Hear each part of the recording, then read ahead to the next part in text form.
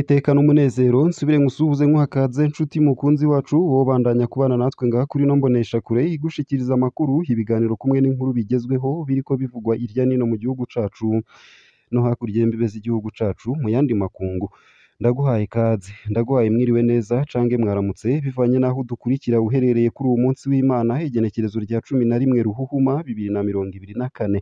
Ico utegerezwa gusa no gufyonda sabone cange subscribe nawe utaravyondako hama ukabandanya ushikirwa n'amakuru ibiganiro kumwe n'inkuru tubandanya gushikiriza bivugwa irya nino mu bisata bitandukanye nk'igisata c'inkino, igisata c'umutekano, igisata c'indero, igisata ca politike, igisata c'amagara y'abantu, igisata c'imigenderanire n'ayandi makungu, igisata c'uburimyi n'ubworozi kumwe n'ibindi bisata bitandukanye irya nino hoba ngaha mu gihugu cacu ciza c'u Burundi no hakurya y'imbibe z'igihugu cacu mu yandi makungu.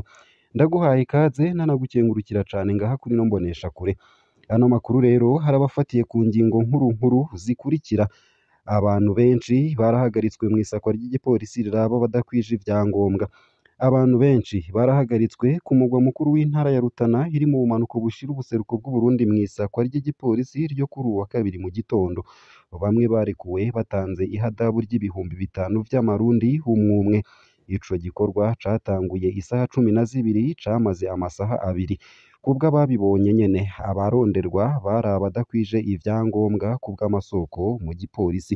Vyinshi kuri ino nkuru ni mukanye mu buryo bw'idonido ntuje kure. Nayo mu ntara ya Bujumbura habujijwe gukorera imiduga mu mabarabara yo mu Buyenzi. Ni ntasubirwamwo ingingo yafatiwe zone Buyenzi mu gisagara ca Bujumbura. Abafundi b'imiduga n'abafise ibibanza vyo gukoreramwo imiduga ntibarekuriwe gusubira gukorera imiduga mu mabarabara nk'ubwa mbere. Igipolisi catunganije urugendo muri iyo zone yo mu gisagara kugira ngo babuze ibikorwa vyose bikorerwa ku mabarabara kuri uwa kabiri no kuwa gatatu mu gitondo. Umukuru w'iyo zone hasigura ko ingingo yafashwe ku mvo z'umutekano ndetse n'isuku. Vyinshi kuri ino nkuru navyo nyene ni mukanye mu buryo buramvuye ntuje kure. Ico utegerezwa gusa ni ukubandanya kumwe natwe.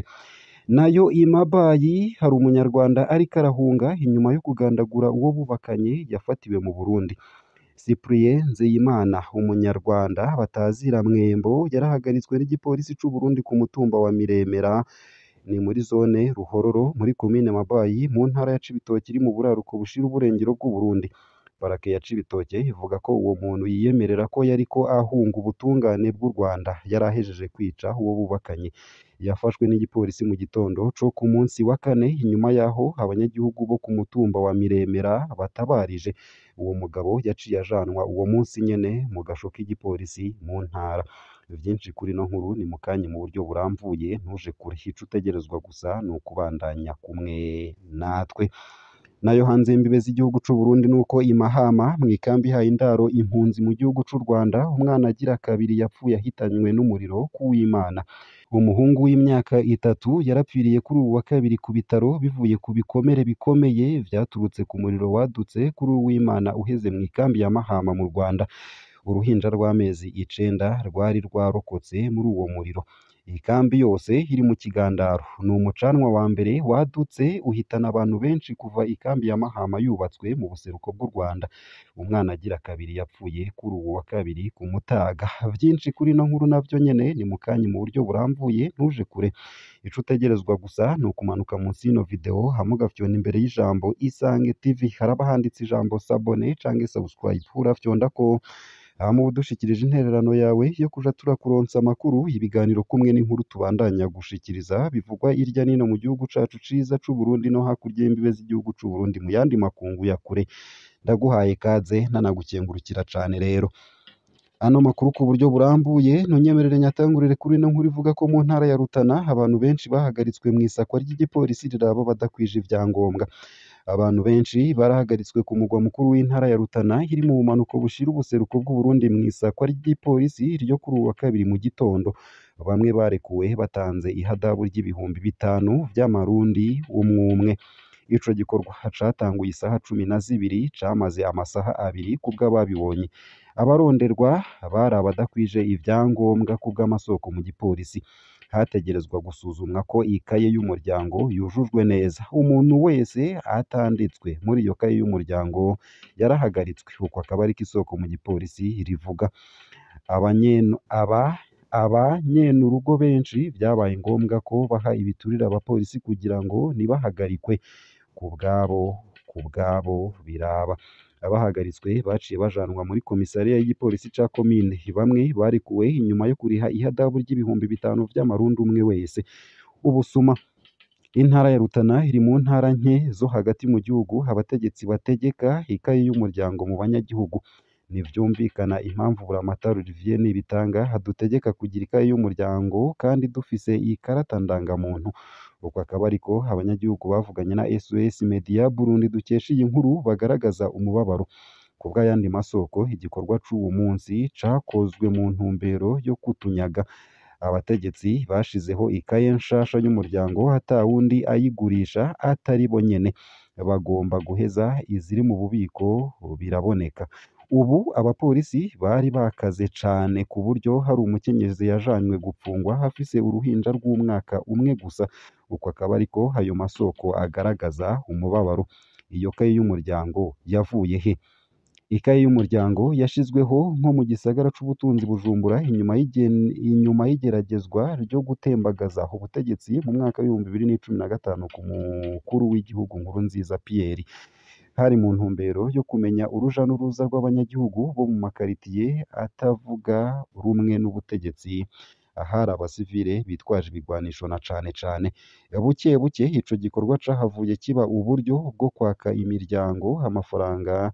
Buri mutware wo hasi muri buri karitiye atangisha iyo kaye amafaranga uko avyumva.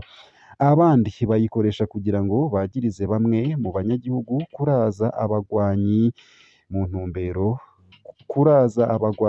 ntumbero yo kubasahura utwabo. Mu ntumbero yo kugwanya ubwo bunyonyezi, abajejwe igisagara bategetse ko ayo mafaranga yagenewe ikaye y'umuryango aca muri banki.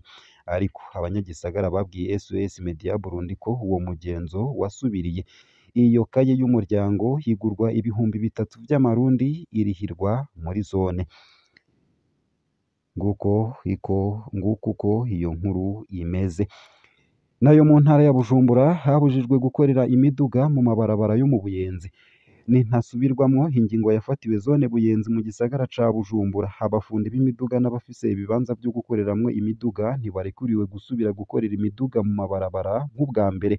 Igipolisi catunganije urugendo muri iyo zone yo mu gisagara kugira ngo babuze ibikorwa vyose bikorerwa ku mabarabara kuri uwa kabiri no kuwa gatatu mu gitondo. Umukuru w'iyo zone hasigura ko ingingo yafashwe ku mvo z'umutekano n'isuku. Zone ya Buyenzi izwi kuva kera nk'iyikorerwamwo ibikorwa vyo gukora amamodokari havuye hirya no hino mu Burundi, mbere no mu bihugu bibanyi. Ku munsi wa kabiri imbere y'umutaga, abafundi baratangaye bumvise ko kuva ubu kizira kubandaniriza umwuga wabo muri ayo mabarabara. Ni inkuru y'incamugongo kuri bo. Igipolisi catubwiye ko ata modokari izosubira gukorerwa ngaha haba uwo munsi canke ejo. Twaraguye igihumura kuko nta muntu n'umwe yaduteguje. Ntituzi iyo tuzoja canke ico tugiye gukora ubu. Uko akaba ariko umwe mu bafundi yidoga. Uwundi amenyesha ko abarongoye igisagara bari babemereye kwimukira mu kindi kibanza muri zone Maramvya hafi y'ikibuga c'indege mpuzamakungu ca Bujumbura, ariko ko ivyemewe bitigeze bishitswa. Ni ukuvuga ko umukuru wa zone Buyenzi hataciye hirya no hino. Kubwiwe abafundi bakora amamodokari bategerezwa kuva mu mabarabara vyanka bikunda barondere ahandi bakorera. Zone ya Buyenzi si ikuburiro ritegerezwa gutabwamwo imyanda yose. Nimba abafundi bagomba kuhaguma kandi bakorereho, nibubake amagaraje mu mpangu zugaye. Bahejeje gukora umuduga bawusohore uva muri ico kibanza atakuzibira amabarabara.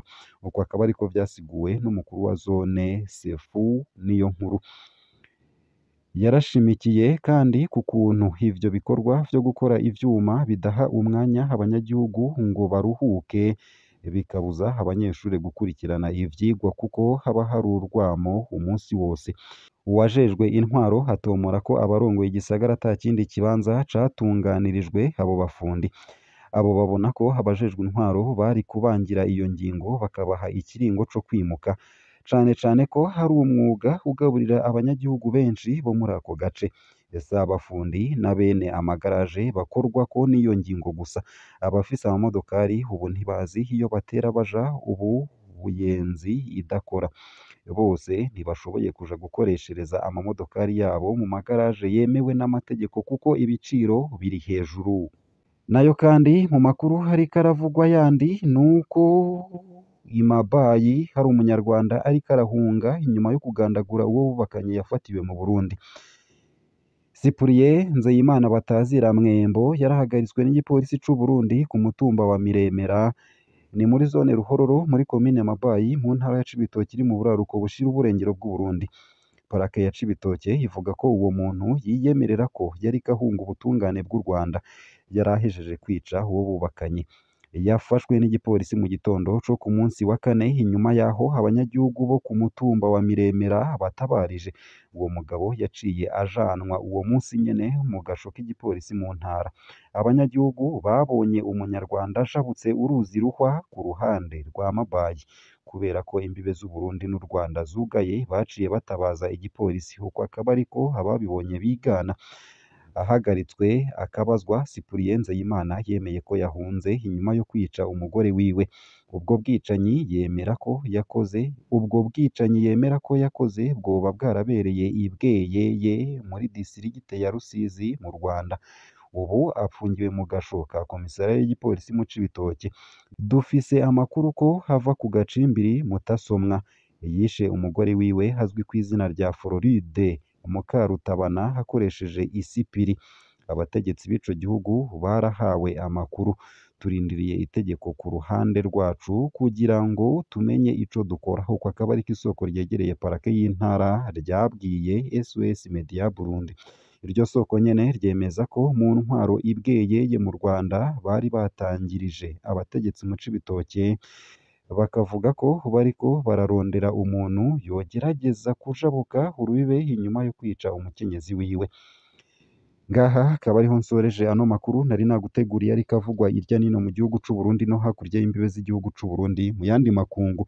Ico utegerezwa gusa ni ukumanuka munsi y'ino video hama ugafyonda imbere y'ijambo Isange TV, haraba handitse ijambo s'abonner canke subscribe. Urafyonda ko hama udushikirije intererano yawe yo kuja turakuronsa amakuru, ibiganiro kumwe n'inkuru tubandanya gushikiriza.